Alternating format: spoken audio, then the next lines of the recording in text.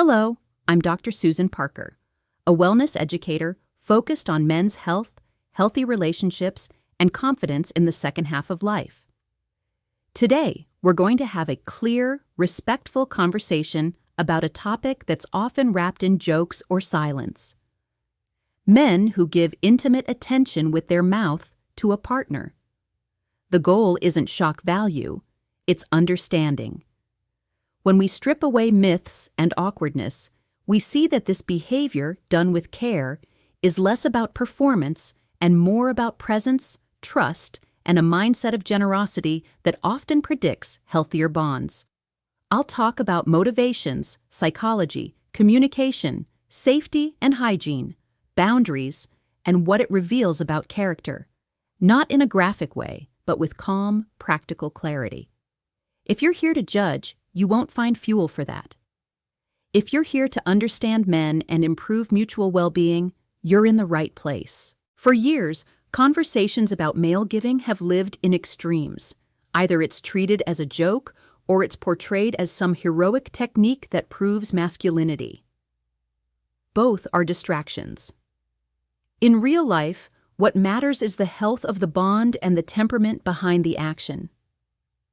Many men approach this form of intimacy with genuine curiosity, a desire to reduce anxiety for their partner, and an instinct to contribute to connection rather than to take from it. Others, understandably, carry fears. Fear of not doing it right, fear of being judged, fear that their efforts will be compared to past partners, fear that their partner's body will be evaluated like an exam. These fears create a mental fog that suffocates closeness. The truth I've seen across decades of listening to couples is simple. A man's quality of giving is primarily a reflection of his steadiness, empathy, and communication, not his tricks. The body follows the mind's tone. When the tone is calm, respectful, and attuned, trust tends to grow. That trust, not a checklist, is what creates comfort and confidence for both people. Let's dismantle a few myths quickly. The first myth says, men who give in this way are trying to prove something or compensate for a lack elsewhere. That's a projection, not a truth. In many cases, giving is a sign of self-possession rather than insecurity. It's an expression of, I'm settled in myself, so I can care about your experience. The second myth says men who avoid this act are selfish or uncaring. That's too simple. Avoidance may come from inexperience, discomfort, cultural messages that frame the behavior as improper, or anxiety about cleanliness and safety. None of this makes someone good or bad, it makes them human. The third myth is that skill comes from memorizing steps. Real skill comes from listening, literally listening to breath, to muscle tone, to the subtle signals of tension and release, and from being willing to slow down instead of speed up. Those who listen better often connect better. It's that straightforward. What, then, is a healthy motivation? Healthy motivation is anchored in generosity and mutuality. I want to help us feel close in a way that is safe and welcome for both of us. It doesn't chase a scoreboard. It seeks a felt sense of ease. Men who approach intimacy with generosity tend to communicate better in every area of the relationship. They ask how your day truly went. They notice when your shoulders are tight. They adjust plans when you're tired. Intimate generosity rarely exists in isolation. It's part of a broader relational stance. If you're evaluating whether a partner's behavior in the bedroom will be collaborative, look at how he behaves in small daily moments. The man who pauses the movie to bring you water is practicing the same muscle of attentiveness that shows up later when things are quiet and tender. There's also a confidence signal that often gets misunderstood. Confidence here is understated. Calm breath, relaxed shoulders, unhurried pacing, and the absence of self-advertising. Insecure performance tries to impress. Grounded confidence tries to connect. Mature men, especially, discover that the most magnetic quality they can offer is not bravado, but steadiness. Steadiness says, "You can relax, I'm present, there is no rush." That tone shifts the nervous system. Heart rate slows, muscles soften. Instead of, "Am I doing this right?" the internal question becomes, "Are you comfortable?" What helps you feel safer? That pivot changes everything. Let's talk about communication, because this is where generous intent becomes practical reality. The word communication often triggers images of heavy talks and awkward checklists, but it doesn't have to look like that.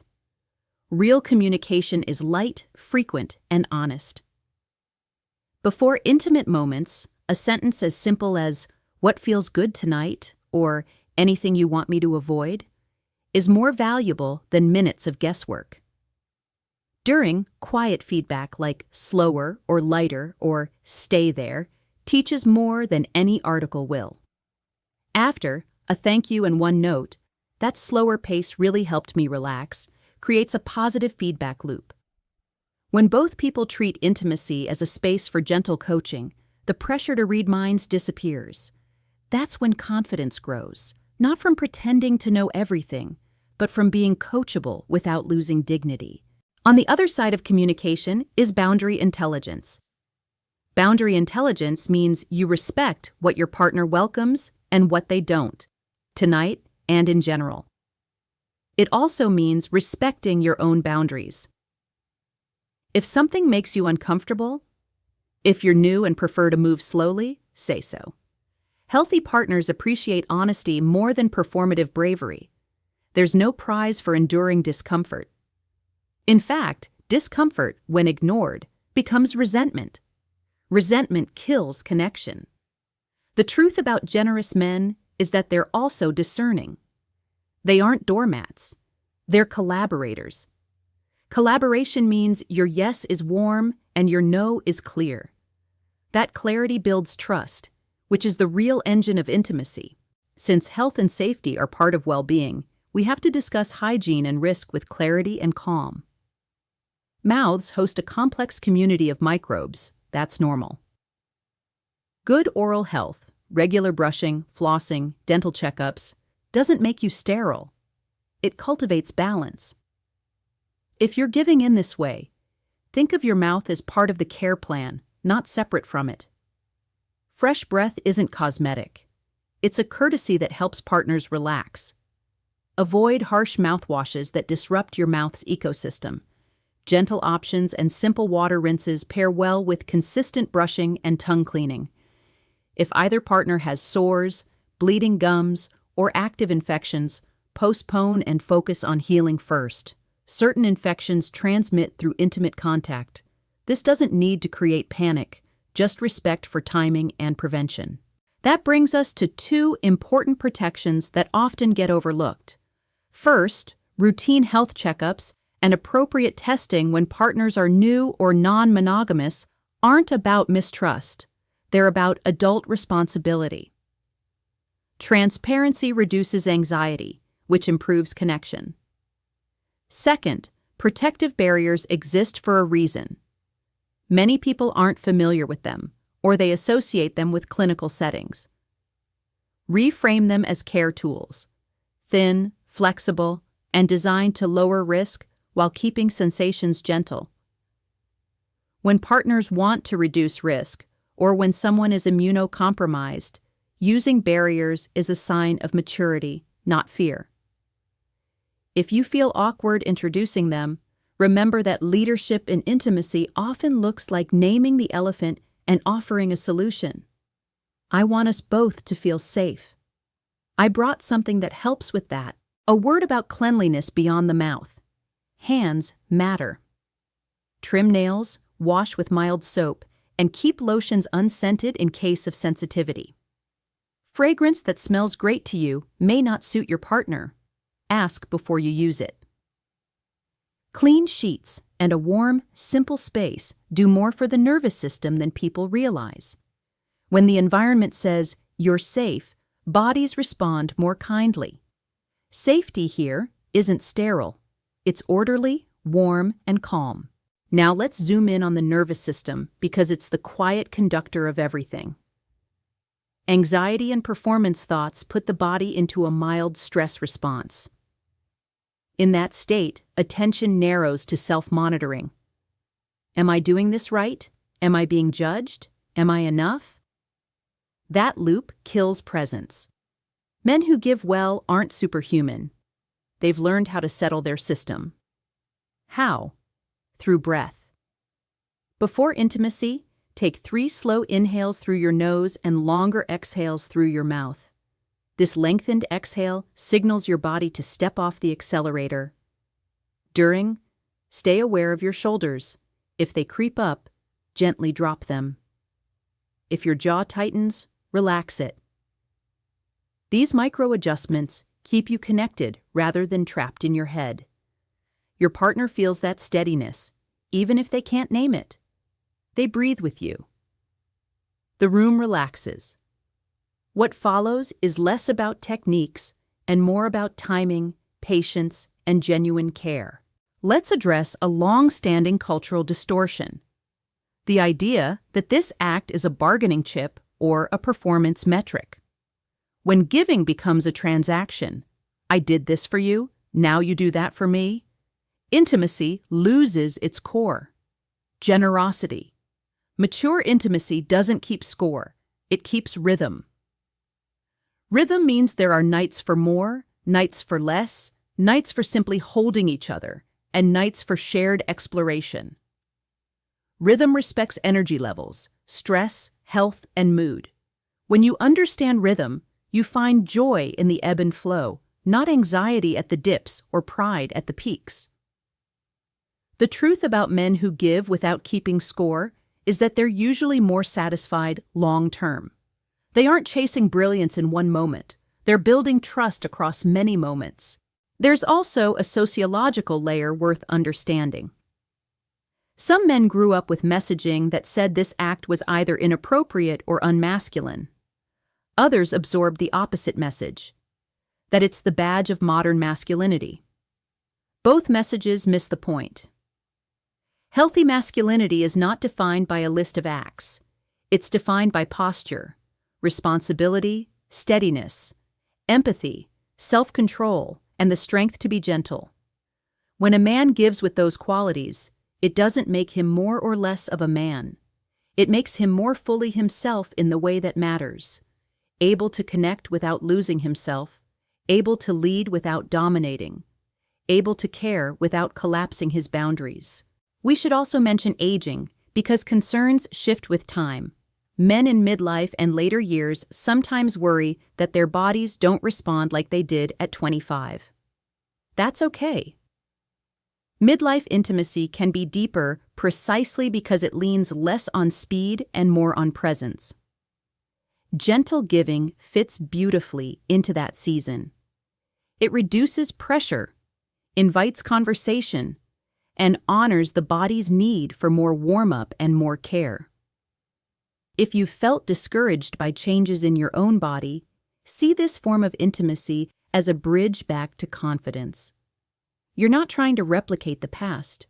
You're discovering a style that suits who you are now. When you stop comparing and start attuning, your partner often meets you with relief. Let me offer 3 short stories to ground this in reality. Names and details are adjusted for privacy, but the patterns are common. In the first, a couple in their early 60s had drifted apart after a stressful year. He felt clumsy, and she felt unseen. They didn't need tricks, they needed a reset. For 1 month, they decided to meet twice a week with a simple recipe. 20 minutes of quiet touch, slow breath, and his offering of gentle attention without any pressure for what came next. The result wasn't fireworks, it was a thaw. They talked more kindly during the day, conflict recovered faster, and she said the house felt softer. That softness was the win. Intimacy was no longer a test. It was a safe place again.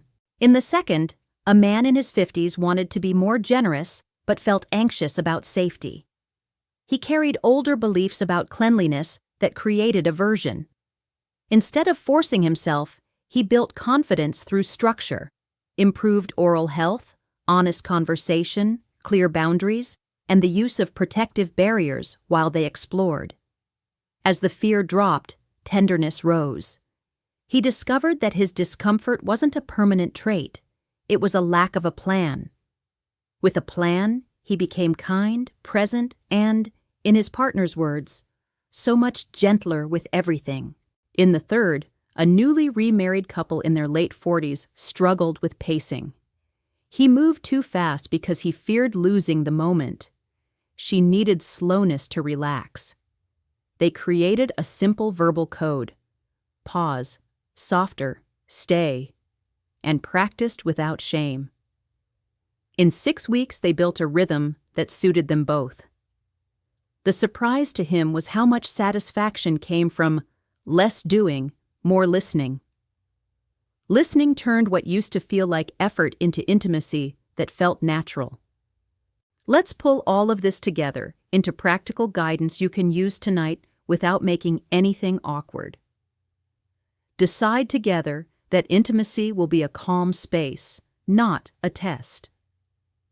Keep lights softened, phones away, and language simple. Ask one short question at the start, accept one short note during, and offer one thank you at the end. Make breath your anchor. Keep hygiene as a courtesy and safety as a joint responsibility, not a burden that one person carries alone. Replace speed with pacing and pressure with presence. If either of you has reservations, name them early with kindness. When you lead with respect, much of the anxiety leaves the room. There's one more layer that says a lot about character: aftercare. Aftercare means what you do in the 5 minutes after the moment. Do you rush away? Or do you slow down, offer water, adjust blankets, and check in with a genuine, "How do you feel?" Men who understand aftercare tend to be the same men who follow through on promises and show up in hard seasons. Intimacy exposes patterns. Generosity here often mirrors generosity everywhere. If you're listening and thinking, "I want to be generous, but I'm still self-conscious," let me offer a path out of your head. Start small. You don't need to transform your style in one night. Offer a little more attention than last time. Breathe a little slower than last time. Ask one more honest question than last time. Improvement in intimacy is like improvement in any craft: repetition, attention to detail, and respect for the process. You're not auditioning, you're building. Your partner will feel the difference. If you're on the receiving end and unsure how to ask for what you need, remember that your comfort is a gift to both of you, not a selfish demand. You can lead with gratitude and still share a preference. "I love your care. Tonight, slower would help me relax." That line is both appreciative and clear. Most partners want to succeed. They just can't succeed at a moving target. Clarity is kindness. Now the truth, distilled to a single line you can carry with you. In real relationships, the men who give well aren't defined by a secret move. They're defined by steady attention, calm breath, and honest collaboration. That's the whole secret. When attention is steady, breath is calm, and collaboration is genuine, bodies tend to cooperate, and trust tends to deepen. If this conversation gave you language for something you felt but couldn't name, let it spark a gentle check-in with your partner tonight. Ask one clear question. Offer one clear preference. Thank each other for the effort. Share this message with a friend who wants a more respectful, practical approach to intimacy. And if you'd like more calm, science-informed guidance about men's health, confidence, and relationships, you're welcome to subscribe and keep learning with us. Disclaimer: this content is educational and does not replace personalized professional advice. Intimacy should always be consensual, safe, and respectful. If you have questions about health risks, infections, oral health, or protective methods, speak with a qualified professional for guidance tailored to your situation.